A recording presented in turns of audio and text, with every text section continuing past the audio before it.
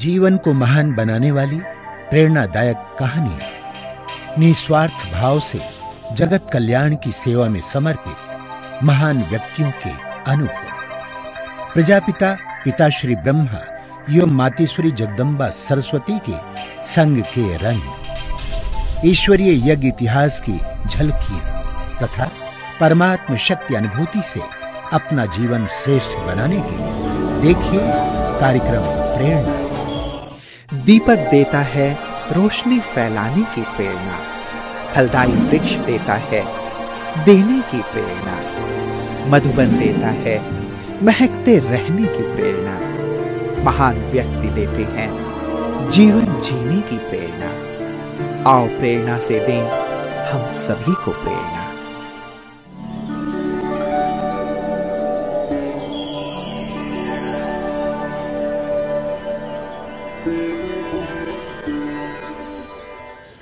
नमस्कार, आइए प्रेरणा कार्यक्रम में आपका हार्दिक स्वागत है। साथियों, इस कार्यक्रम में हम आपकी मुलाकात कराते हैं ऐसी प्रेरणादायी हस्तियों से जिनका संपूर्ण व्यक्तित्व निस्वार्थ सेवा करने और जीवन को दिव्य बनाने की प्रेरणा देता है। ये वो महान आत्माएं हैं जो आध्यात्म के पथ को अपनाकर ईश्वरीय प्रेम का रसपान करते हुए जन जन को ईश्वर के सानिध्य का अनुभव करा रही हैं। हमें आशा ही नहीं, पूर्ण विश्वास है कि आप भी इन दिव्य विभूतियों के अनुभवों से प्रेरणा प्राप्त कर अपना जीवन श्रेष्ठ और सफल बनाएंगे। तो लीजिए, प्रस्तुत है कार्यक्रम प्रेरणा।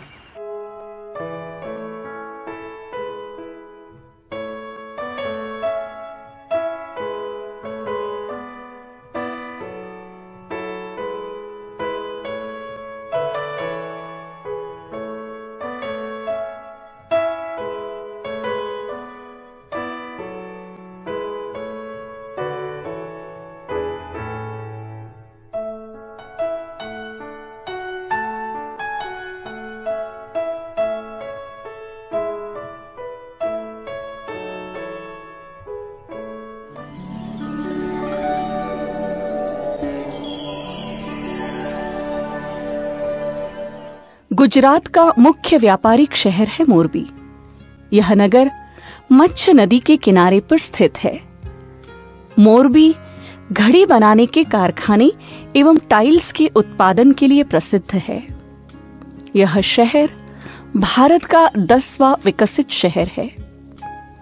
मोरबी के ब्रह्मा कुमारी ईश्वरीय विश्वविद्यालय की मुख्य संचालिका के रूप में आदरणीय चंद्रिका दीदी जी निमित्त है।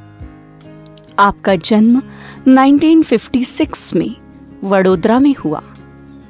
बचपन से ही आपको नवीनता एवं समाज सेवा में विशेष रुचि थी।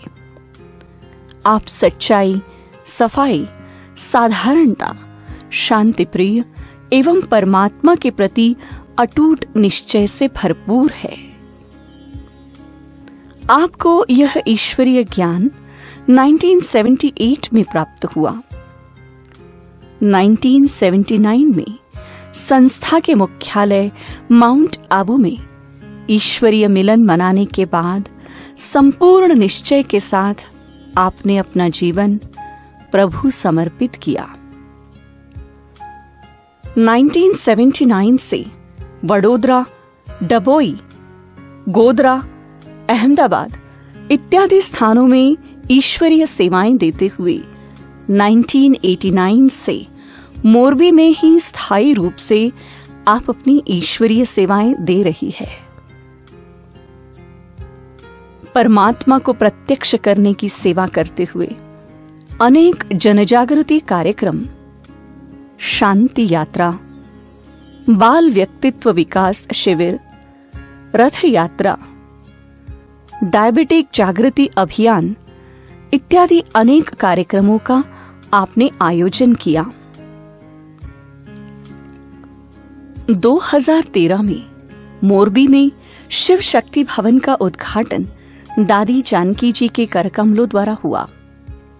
वर्तमान समय दीदी के नेतृत्व में 1 सेवा केंद्र, 40 गीता पाठशालाओं में 2500 से भी अधिक विद्यार्थी ईश्वरीय पालना प्राप्त करते हुए अपना जीवन दिव्य बना रहे हैं।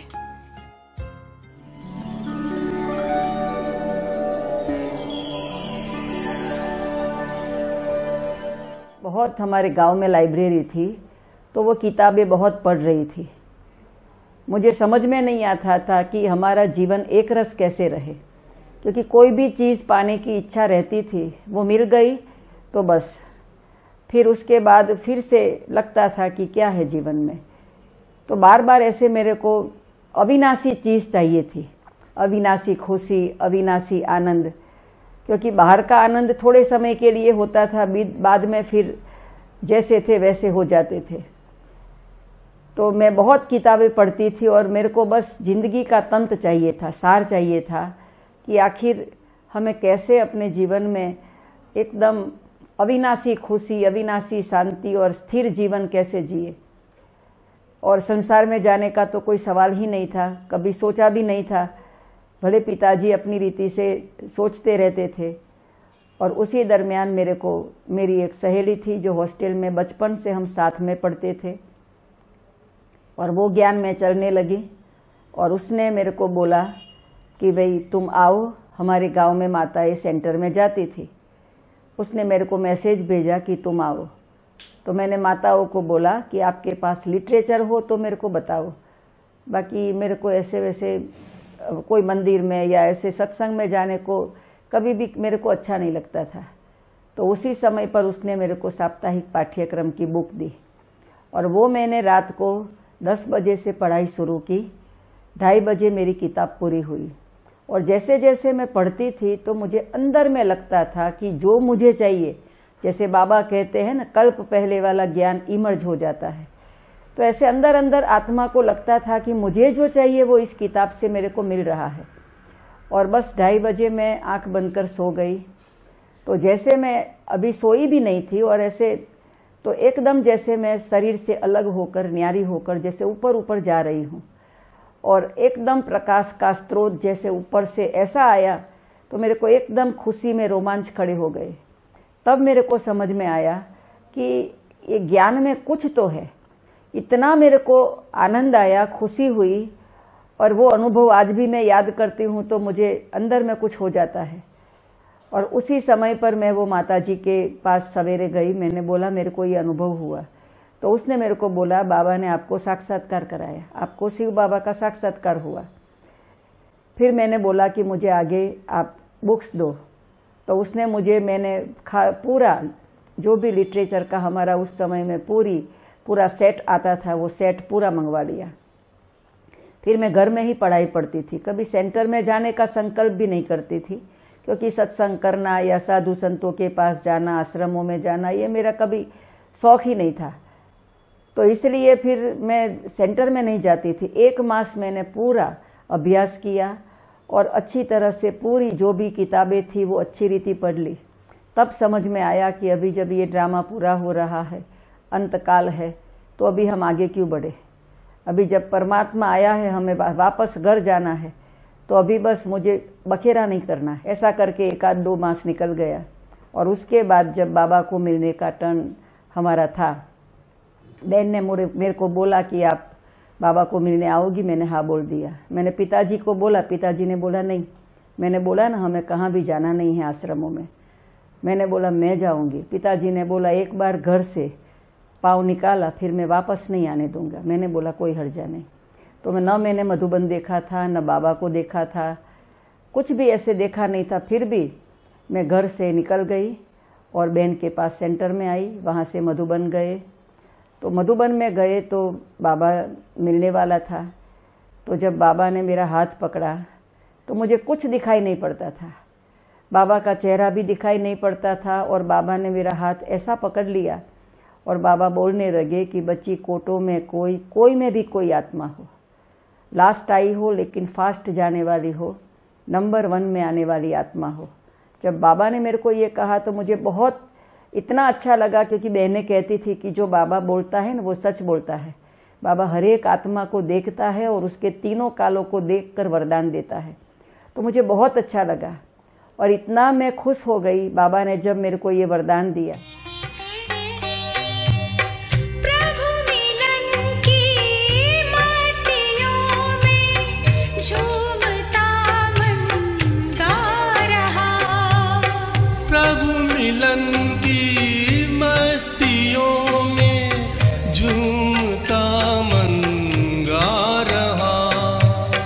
पाना था जो पा लिया अब और क्या बाकी रहा। पाना था जो पा लिया अब और क्या बाकी रहा। प्रभु मिलन की मस्तियों में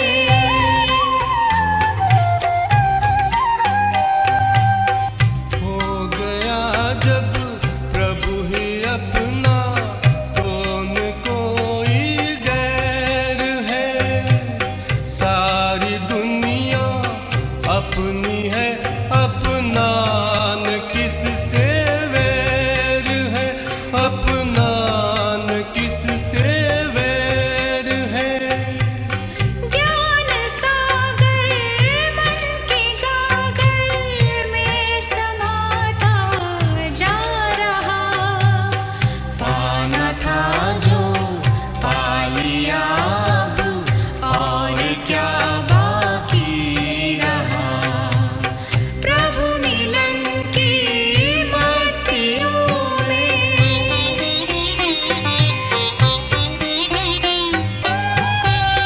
मस्ती मौलाई में है दौलत मिली प्रभु प्यार की।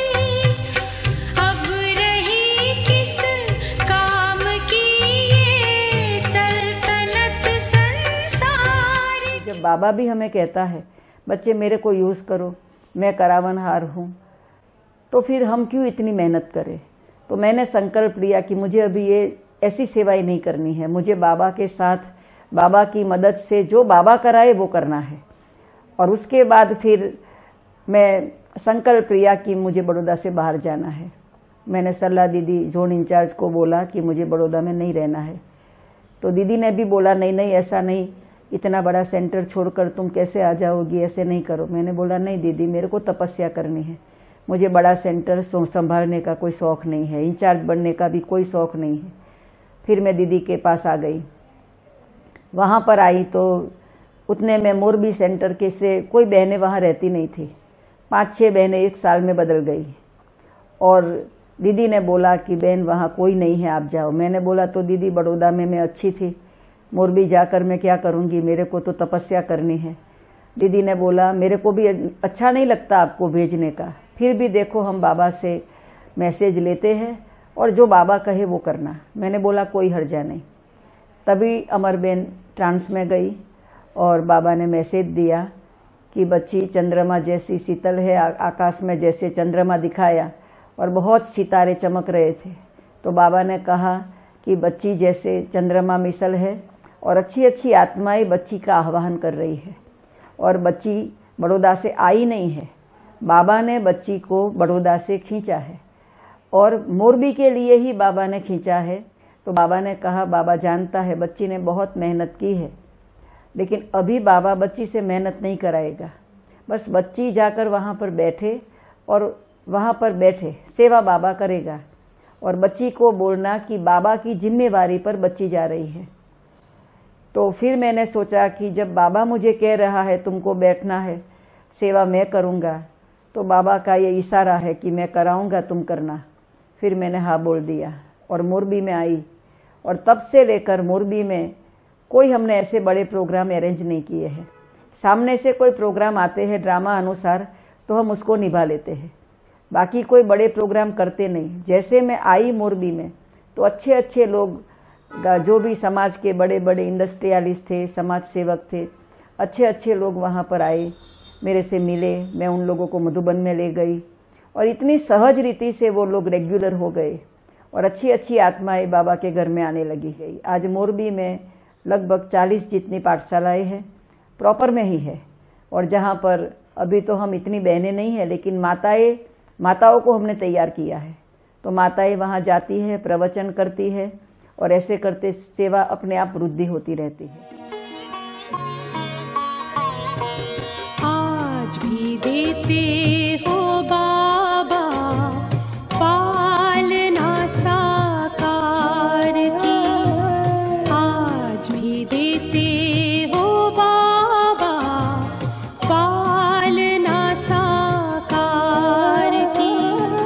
भर के जाते सब यहाँ से झोली तेरे प्यार की, आज भी देते हो बाबा पालना साकार की, आज भी देते हो बाबा पालना साकार की। बच्चों के ऊपर हर पल तेरी ही छत्र छाया है,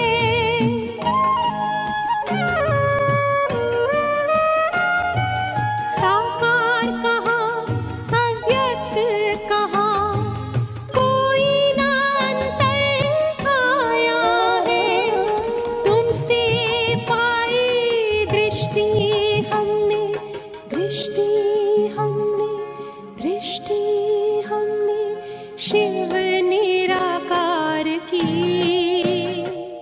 और जब जब सेंटरों में भी कोई भी बातें आती थी, कुछ भी होता था, तो हमेशा मैं एक बाबा के साथ ही रूहान करती थी, बाबा से ही बात करती थी और बाबा ही मेरा हर प्रश्न का सॉल्यूशन भी ले आता था।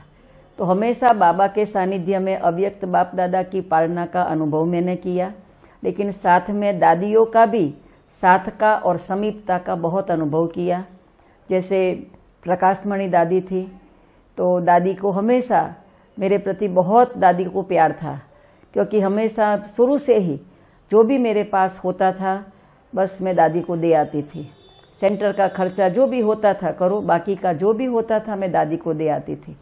तो ऐसे करते करते जितना मैं यज्ञ में करती जाती तो मेरी ऑटोमेटिक सबके सहयोग से ऑटोमेटिक मेरी इनकम भी बढ़ती जाती थी। सेंटर में भंडारी और ही आती जाती थी और दादी से बहुत मैं देने जाती थी, तो दादी को बहुत प्यार था मेरे से। दादी दादी गाए दिल, दादी दादी गाए दिल ये हमारा, कोई नहीं तुम सा प्यारा, कोई नहीं तुम सा प्यारा।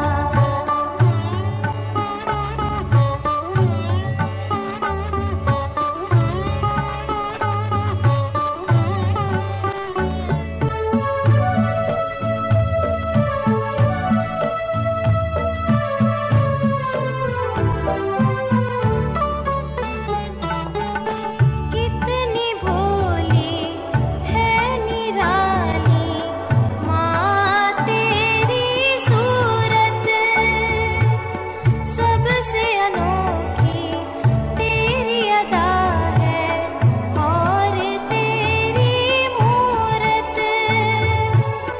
तू ही दुर्गा, तू ही लक्ष्मी, तू ही दुर्गा, तू ही लक्ष्मी, तेरा प्यार है न्यारा, कोई नहीं तुम सा प्यारा, कोई नहीं तुम सा प्यारा। तो दादी ने एक वरदान दिया कि भंडारा भरपूर भरपूर भरपूर। तो मैं देखती गई कि इतना हमारा भंडारी बढ़ती जाती, जितना मैं यज्ञ में देती जाती तो हमारी भंडारी भी बढ़ती जाती थी। मैंने अपनी लाइफ में हमेशा, एक तो पहले से ही मैं एक बाबा को देख कर आई थी, तो हमेशा कोई भी बात में मैं किसी को नहीं देखती हूँ, कौन क्या करता है, कौन क्या बोलता है, कौन क्या सोचता है, बाबा क्या कहता है, बस वही करना, ये सबसे मेरी बड़ी धारणा है। और कोई भी बात श्रीमत के विरुद्ध नहीं करो।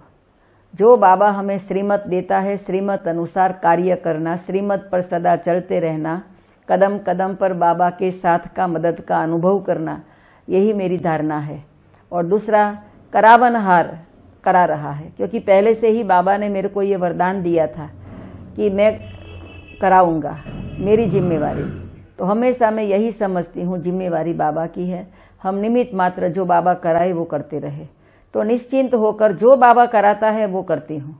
अपनी रीति से मैं कोई न प्रोग्राम बनाती हूँ, न कोई भी प्रकार की इच्छा रखती हूँ। जो बाबा कराए वो करते रहो, जो सामने बात आती है उसको निपटाते जाओ। तो ऐसे ही धारणा रही कि कदम कदम श्रीमत पर चलो, बाबा जो कहे वो करते चलो, और करावनहार करा रहा है, इसी स्मृति में रहकर निश्चिंत होकर निमित्त भाव से अपना कार्य करते रहो। और बाबा के साथ सच्चाई, सफाई, ईमानदारी, वफादारी, यही मेरी मुख्य धारणा है। और इसी कारण ये सारी जो सफलता का अनुभव हम कर रहे हैं, इसी कारण है।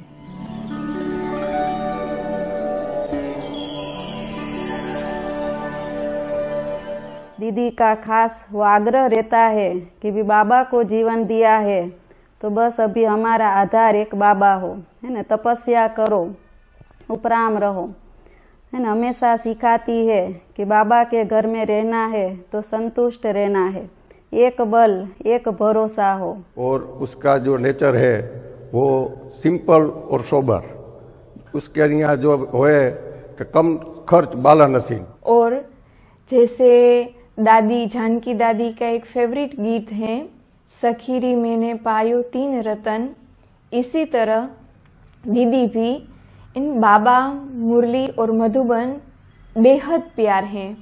निरंतर बाबा की याद में रहती हैं, ज्ञान की गहराई से मुरली सुनाती हैं, समझाती भी हैं। और मधुबन बेहद यज्ञ से तो बेहद प्यार है।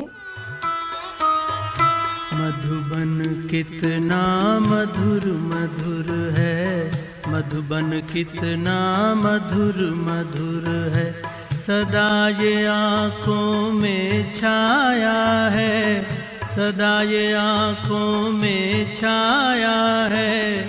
दिल वाला मधुबन का बाबा, दिल वाला मधुबन का बाबा दिल में समाया है। मधुबन कितना मधुर मधुर है, मधुबन कितना मधुर मधुर है। परम पिता शिव रोज यहाँ आकर ब्रह्मा के तन में, परम पिता शिव रोज यहाँ आकर ब्रह्मा के तन में, मुरली की मीठी मीठी तान सुनाते, मुरली की मीठी तान सुनाते, नैनों से छलका सागर का प्यार, नैनों से छलका सागर का प्यार, भूलता है नित्य नया रंग, भूलता है नित्य नया रंग। बच्चों के जीवन में दिल वाला मधुबन का बाबा, दिल वाला मधुबन का बाबा दिल में समाया है। मधुबन कितना मधुर मधुर है, मधुबन कितना मधुर मधुर। कि दीदी जी में परख शक्ति बहुत अच्छी है। किसी कोई भी बात हो, किसी भी बात हो तो उसकी परख शक्ति ऐसी है कि जो तुरंत निर्णय लेकर के सब कुछ कर लेते हैं। और दूसरा, दीदी की हर बात एक सिद्धांत पर होती है और सत्य असत्य को पहचान कर अच्छी तरह से न्याय, संपूर्ण रीति से न्याय करने वाली है। वो बाबा पर पूरा भरोसा रखते हैं।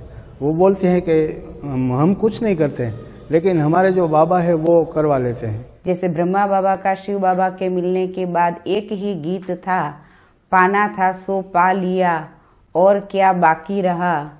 तो प्रैक्टिकल उनके जीवन में हम देखते हैं कि जैसे एक बाबा के सिवाय उनके पास और कुछ भी नहीं है। जैसे जानकी दादी जी भी कहती हैं, सफ़ेद कपड़े, जेब खाली, फिर भी दुनिया की मालिक, ऐसी बेफिक्र निश्चिंत, बाबा मैं निश्चय बुद्धि वाली।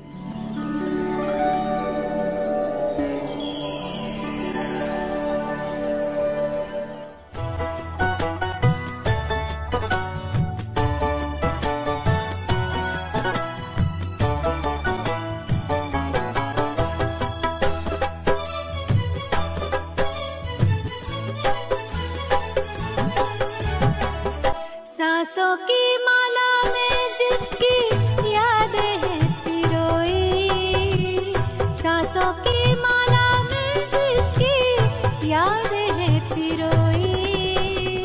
मेरे तो शिव बाबा एक दूसरों ना कोई, मेरे तो शिव बाबा एक दूसरों ना कोई।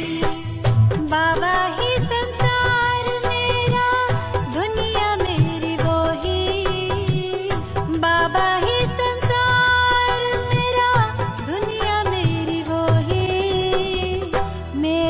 शिव बाबा एक दूसरों